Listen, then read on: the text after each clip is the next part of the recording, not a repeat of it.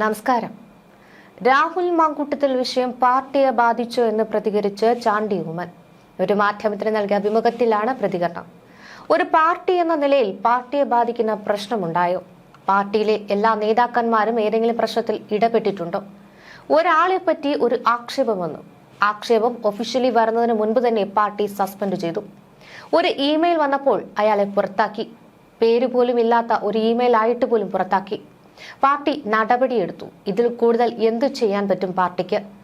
ഞങ്ങളുടെ 99.99% ആൾക്കാരിലും എവിടെയാണ് പ്രശ്നം? ഒരു MLA പുറത്ത് ആരോപണം വന്നു. കുറ്റക്കാരെന്ന് കോടതി പറഞ്ഞു. ഇതുവരെ ജാമ്യമല്ലേ കൊടുത്തത്? അപ്പോൾ ഈ പാർട്ടി ചില മോറൽസ് പിന്തുടരുന്നതുകൊണ്ട് അദ്ദേഹത്തിന് ക്ലാരിഫിക്കേഷൻ വരട്ടെ എന്നാണ് പറഞ്ഞത്. കോടതി ശിക്ഷിച്ചിട്ടില്ല. ജാമ്യം കൊടുത്തിരിക്കുന്ന ഒരാളാണ്. ഇവിടെ അതിനേക്കാൾ ചെയ്ത് ജയിലിൽ ആളുകൾ കിടക്കുന്നു. എന്നിട്ട് എന്തെങ്കിലും നടപടി ഉണ്ടായോ? രാഹുൽ അഗ്നിശുദ്ധി ചെയ്യേണ്ട ആളാണെന്ന് ചാണ്ടി ഉമ്മൻ പറയുന്നു. അത് തന്നെയാണ് പാർട്ടിയും തീരുമാനിച്ചത്. അതിന് അദ്ദേഹം പുറത്തു നിൽക്കട്ടെ എന്ന് തീരുമാനിച്ചു. അതല്ലേ പാർട്ടി നിലപാട്? അതല്ലാതെ ജയിലിൽ കിടക്കുന്നവരെ സംരക്ഷിക്കുന്ന നിലപാടെടുത്തിട്ടില്ലല്ലോ എന്നും ചാണ്ടി ഉമ്മൻ പറയുന്നു. ഇതിപ്പോൾ ജയിലിൽ പോലും വിട്ടിട്ടില്ല. ജാമ്യം എടുക്കാൻ പോകേണ്ടി വന്നു എന്നതല്ലേ ഉള്ളുവെന്ന് ചാണ്ടി ഉമ്മൻ പറയുന്നു. അഗ്നിശുദ്ധി തെളിയിച്ചാൽ തിരിച്ചു വരണം. തെറ്റ് ചെയ്തിട്ടുണ്ടെങ്കിൽ നിയമപരമായി ശിക്ഷിക്കപ്പെടട്ടെ. നിയമപരമായി തെറ്റു ചെയ്യാത്ത ഒരാൾ എങ്ങനെ ശിക്ഷിക്കപ്പെടുമെന്നും ചാണ്ടി ഉമ്മൻ ചോദിക്കുന്നു. നിങ്ങളിൽ കുറച്ചു പേർക്ക് ശിക്ഷിക്കണമെന്ന് പറഞ്ഞാൽ ശിക്ഷിക്കുവാൻ കഴിയുമോ? സർക്കാർ അതിന്റെ നിയമവശമെടുത്ത് അദ്ദേഹത്തെ ശിക്ഷിക്കട്ടെ. ശിക്ഷിച്ചില്ലെങ്കിൽ പിന്നെ എപ്പോഴും കുറ്റക്കാരനാണെന്ന് പറഞ്ഞുകൊണ്ടിരിക്കുമോ എന്നും ചാണ്ടി ഉമ്മൻ ചോദിക്കുന്നു. പ്രൊസീജിയർ നടന്നുകൊണ്ടിരിക്കുന്ന സാഹചര്യത്തിൽ രാഹുലിന് റൈറ്റ് ടു ലൈഫ് എന്നൊരു ക്വസ്റ്റ്യൻ ഉണ്ടല്ലോ. റൈറ്റ് ടു പ്രൊട്ടക്ഷൻ അൺലോഫുൾ അറസ്റ്റും അതും ബാധകമല്ലേ? ഇപ്പോൾ ചുമ്മാ ഒരാളെ അറസ്റ്റ് ചെയ്യാൻ പറ്റുമോ? കുറ്റക്കാരനാണെങ്കിലേ അറസ്റ്റ് ചെയ്ത് ജയിലിടാൻ പറ്റത്തുള്ളൂ. അതുകൊണ്ട് മൊറാലിറ്റി പിന്തുടർന്ന് പാർട്ടി ഒരു തീരുമാനമെടുത്തു. രാഹുൽ MLA പദവി രാജിവെക്കണോ എന്നുള്ളത് രാഹുലാണ് തീരുമാനമെടുക്കേണ്ടത്. അദ്ദേഹത്തെ ജനങ്ങളാണ് തിരഞ്ഞെടുത്തത്.